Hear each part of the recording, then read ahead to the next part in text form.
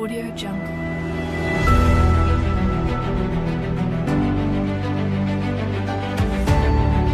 Audio Jungle.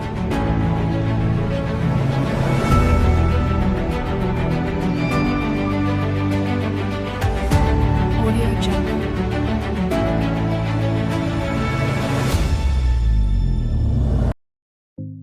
Assalamualaikum warahmatullahi wabarakatuh. Pemikiran sains dan teknologi. Hari ini kami ingin mempersembahkan berkaitan keselamatan siber. Grup kami terdiri daripada Amirul Asraf bin Anwar, Era Sarah binti Bahudin, Erwin bin Mohamed, Herel Azril bin Safi, Muhammad Abdul Fattah bin Asmi dan Nurul Izzati binti Abdul Ghani.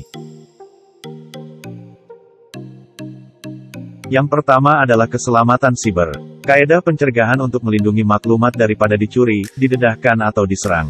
Selain itu, memerlukan pemahaman tentang ancaman maklumat seperti virus dan kod jahat dan lain-lain. Di samping itu, strategi keselamatan siber termasuk pengurusan identiti, pengurusan risiko dan pengurusan insiden.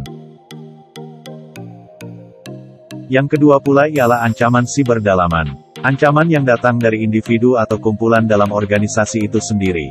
Contohnya sabotage, pelanggaran dasar atau polisi, konfigurasi yang tidak tepat, pencemaran maklumat. Yang ketiga pula adalah ancaman siber luaran. Antara contoh jenis-jenis ancaman siber luaran ialah brute force, hacking, malware, phishing, botnet operator, script kiddies, social engineering, DOS. Hacking, percobaan untuk manfaatkan sistem komputer atau rangkaian pribadi di dalam komputer. Akses atau kawalan tanpa izin ke atas sistem keselamatan rangkaian komputer untuk tujuan haram. Malware pula ialah perisian jahat seperti virus, worm, trojan, ransomware, dan sebagainya. Menyalin dan menyebar dari satu komputer ke komputer yang lain. Selain itu, membolehkan maklumat di dalam komputer dicuri. Seterusnya, berpotensi menyebabkan kerusakan dan membahayakan perisian sistem dengan merosakkan atau memusnahkan data.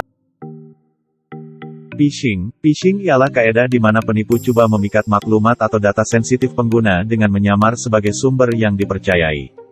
Antara platform digunakan ialah panggilan telepon, text message ataupun email. Brute force, merupakan usaha untuk masuk ke akun pribadi seseorang secara paksa. Ia juga merupakan kaedah lama, tetapi masih berkesan dan populer di kalangan penggodam.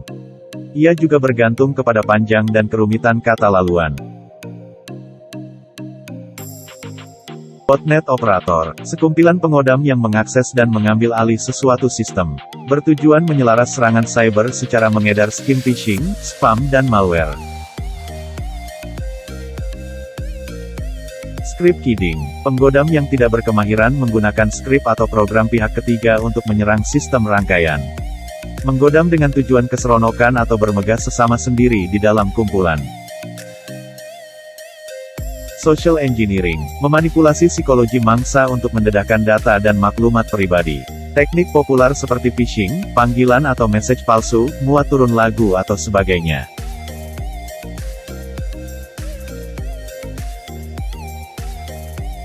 DDoS ataupun dikenali Distributed Denial of Service. Cobaan membuat sesuatu perkhidmatan atas talian tergendala dengan cara menambah traffic ke atas talian tersebut.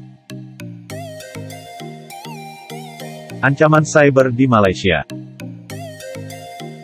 Kebocoran data, menyasarkan organisasi besar atau kerajaan yang mempunyai data bernilai dan rahasia sesebuah negara.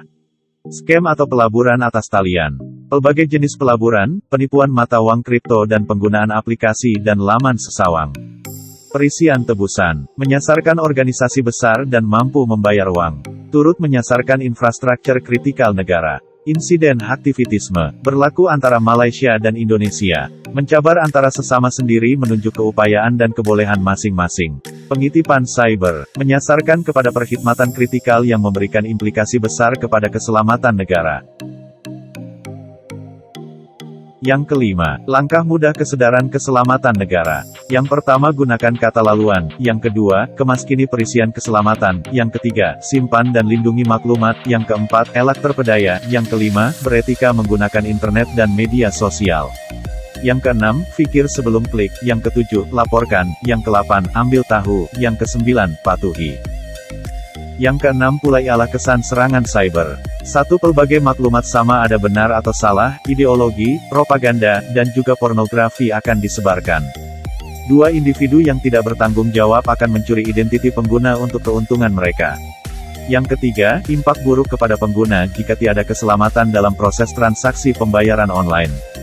Yang keempat, penyebaran maklumat yang cepat dan mudah diakses. Yang ketujuh, langkah-langkah mengatasi jenayah cyber. Campaign kesadaran, melalui campaign dan iklan kepada masyarakat. Undang-undang cyber, mengkaji undang-undang bagi menyekat jenayah cyber. Pendidikan, pendidikan etika penggunaan cyber pada institusi pendidikan. Hubungan multilateral, menjalin hubungan multilateral dengan negara lain. Kesimpulan. 1. Keselamatan cyber bukan lagi masalah tersembunyi daripada perentas atau pelayar internet terbuka. 2. Peningkatan penggunaan teknologi selama pandemi COVID-19 menyebabkan banyak peniagaan menghadapi peningkatan ancaman cyber. Yang ketiga, penting untuk mempertimbangkan platform yang selamat semasa membuat laman web perniagaan bagi memastikan keselamatan cyber mereka.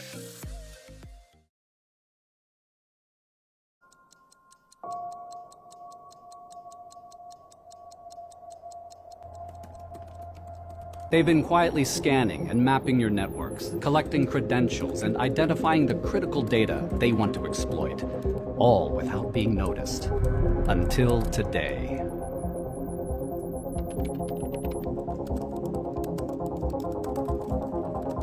Three.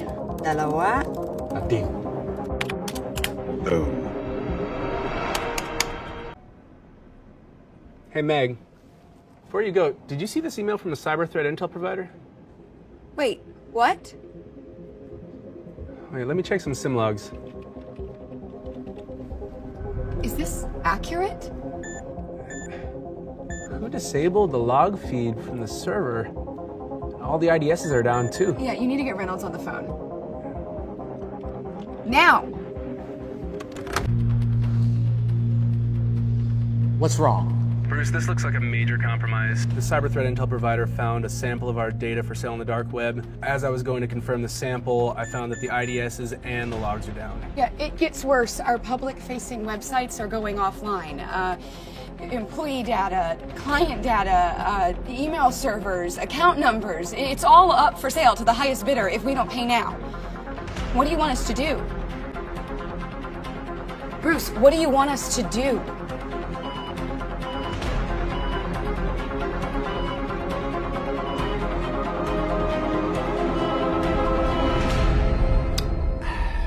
Checkmate. Sekian terima kasih dari grup kami.